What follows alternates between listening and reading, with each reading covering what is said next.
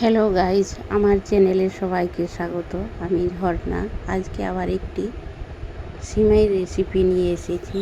আমার কড়াই গরম হওয়ার পর 2-4 চামচ ঘি দিলাম, এরপর সিমাই দিলাম। সিমাইটাকে অল্প ভাজার পর কাজু কিছু দিয়ে দিলাম। এবার কাজু সিমাই একসাথে ভেজে নেব।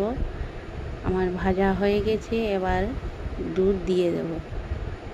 জল দেব না, দুধ দিয়েই সেদ্ধ করব।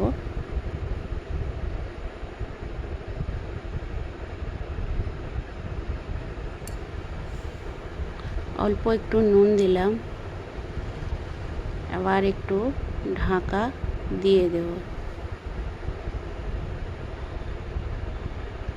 সিমাই আমার সেদ্ধ হয়ে গেছে। এবার 2টো এলাচ থেতো করে দিয়ে দিলাম।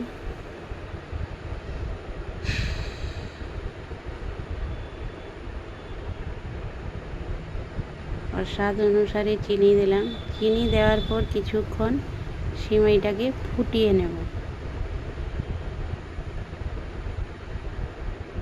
এভাবে ফুটানোর পর আমার সিমাই রেসিপি তৈরি। এভাবে আপনারাও বানিয়ে দেখতে পারেন। ভালো লাগে যদি লাইক, কমেন্ট, শেয়ার করবেন এবং সাবস্ক্রাইব করবেন।